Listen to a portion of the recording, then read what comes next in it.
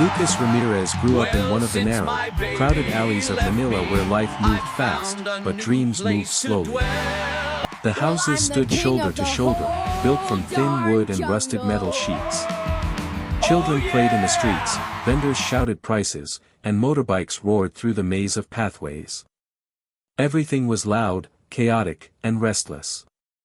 But inside one small room, there was a different world, quiet, tender, and filled with a voice from the past. In the corner sat an old radio, cracked on the edges, the color faded by heat and time. It had belonged to Lucas's father, a man who used to play Elvis songs late into the night. After his father passed away, the radio became the most precious thing left behind. Even though the sound was imperfect, crackling, static-filled, trembling around the edges, it still carried a warmth that felt alive. Every evening, Lucas sat beside it, listening to Elvis's voice spill into the dim light of their home. His eyes would close gently, and his breathing would slow, as if the music stitched together all the broken pieces inside him. He didn't sing loudly at first. His voice was soft, unsure, almost afraid of being heard. But as days turned into months, the songs became his safe place, a bridge to the father he could no longer touch. Outside their door, neighbors often paused. They heard the boy's gentle humming growing stronger, deeper, filled with emotion far beyond his age. Some smiled. Others whispered about the child with the bold soul voice. For Lucas, singing wasn't about talent. It wasn't about applause. It was simply the only way he knew to keep love alive. And while the world moved on outside, unaware of the quiet miracle growing in that little room, something extraordinary was unfolding, note by note, breath by breath. A voice was being born. A voice that would one day travel far beyond the alleys of Manila. All the way to a stage he never imagined. Life in Lucas's neighborhood continued in the same rhythm, morning noise, afternoon heat, evening music. But the world has its way of noticing beauty when it least expects to. And sometimes, miracles arrive quietly, disguised as ordinary moments. One humid afternoon, a small community event took place near the basketball court. People gathered to share food, laugh together, and hear local kids perform. Lucas was invited to sing, not as a competition entry, but because everyone in the neighborhood found comfort in his voice. He stepped onto the makeshift stage, holding the old radio as if it were a part of him. The sound system was simple, the crowd small, but he didn't mind.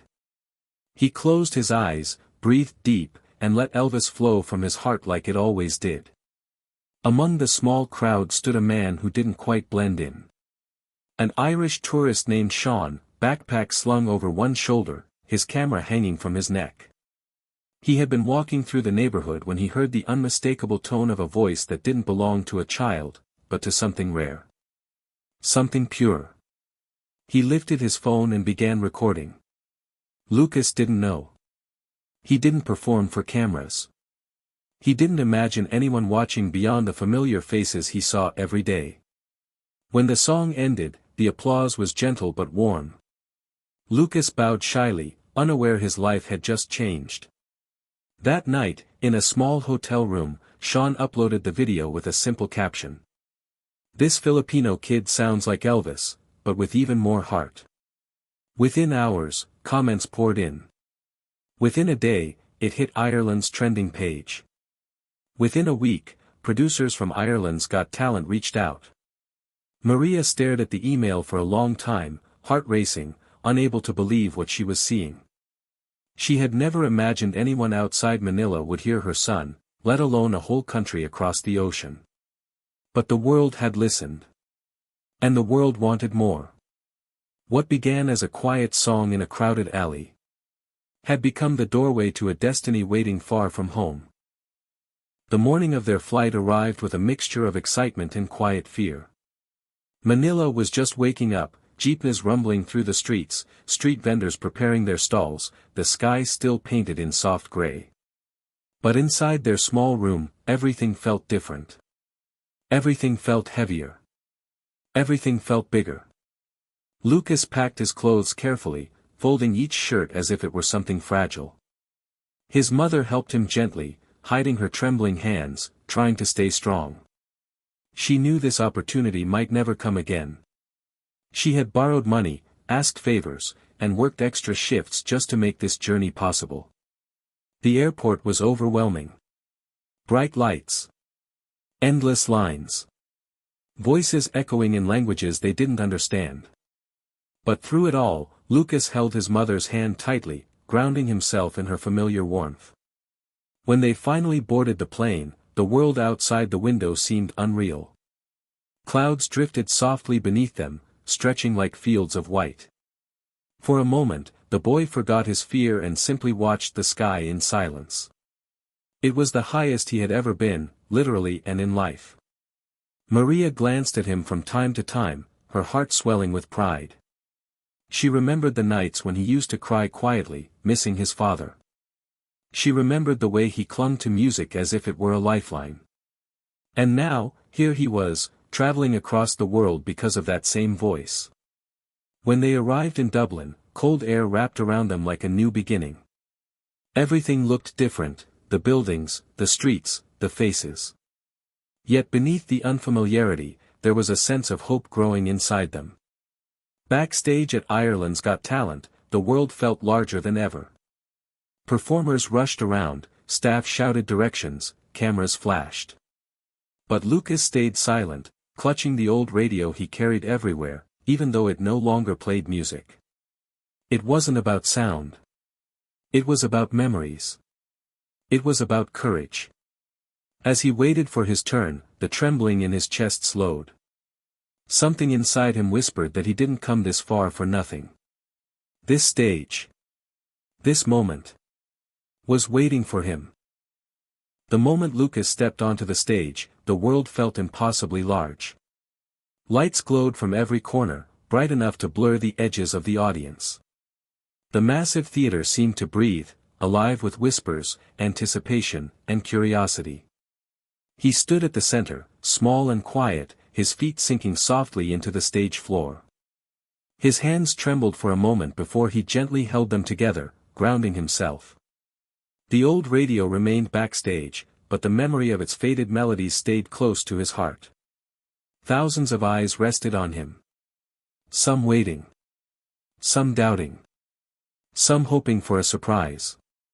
On the judges' panel, Aidan Doyle leaned forward with curiosity. Lucas reminded him of someone he used to see in small Irish pubs, young singers carrying more emotion than experience. But there was something different here. Something deeper. Something heavier. The music director signaled the cue. The lights dimmed. The stage fell into a soft hush. In that brief silence, Lucas closed his eyes and breathed in. He wasn't in Ireland anymore. He wasn't standing before thousands. He was back home, sitting on the wooden floor of his room, listening to Elvis crackle through the old radio. He felt his father's presence, soft, warm, and comforting. Then the first note of the instrumental filled the air. It echoed through the theater like a memory returning after years of silence. Soft. Slow. Nostalgic. Lucas began to sing. The first sound was almost fragile, as if he were testing the space around him. But then, slowly, steadily, the voice grew. It deepened. It warmed. It unfolded like a story long buried. A wave of emotion washed across the theater. Audience members leaned forward, their expressions shifting from curiosity to disbelief. The judges' faces softened, their eyes fixed on the boy whose voice felt too old for his age, too real, too soulful, too filled with something unexplainable. Aidan's heart tightened. He felt something he hadn't felt in years, a connection to music that touched the spirit rather than the ears. By the time Lucas reached the middle of the song, the theater had fallen into a spell. No one moved. No one whispered. No one even breathed too loudly. It felt like the world had stopped. Just to listen to him. The final note left Lucas's lips like a quiet prayer carried into the vastness of the theater. For a moment, there was nothing, no applause, no reactions, no movement. Just silence. A deep, sacred silence. It was the kind of silence that happens only when something extraordinary has touched a room, something too beautiful for words. The audience sat frozen, as if afraid that even a breath might break the fragile magic still lingering in the air. Then, like a wave crashing against a quiet shore, the theater exploded with applause. Chairs scraped. Hands clapped. People rose from their seats, overwhelmed by the emotion they had just witnessed. Some had tears in their eyes, realizing they had heard not just a voice, but a story, one carried by loss, love, and unbreakable resilience. Backstage, Maria clutched her chest. She had spent years hiding her tears, but in this moment she could no longer hold them back. Everything she had fought for, sacrificed for, prayed for, was unfolding right before her eyes. On the judges' panel, Aidan Doyle sat completely still. He had seen many performers, technical singers, powerful voices, strong entertainers. But this felt different. This felt like a boy opening his soul and sharing everything inside it, without fear or expectation. He stood slowly, almost as if guided by something beyond himself. The audience sensed something coming. A breathless hush fell again.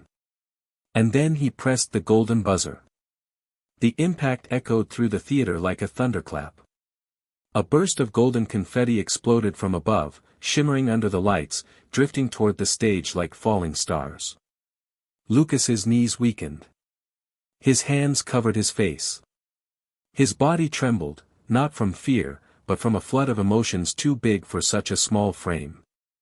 Maria rushed onto the stage and wrapped her arms around him as the golden rain continued to fall. The audience watched with softened hearts, witnessing a mother's pride and a child's dream colliding in a moment that felt almost sacred. Aidan looked at them with a gentle awe, knowing he hadn't just rewarded a performance, he had honored a journey. And as golden confetti settled across the stage floor, the truth felt clear and undeniable. A legend had just been born.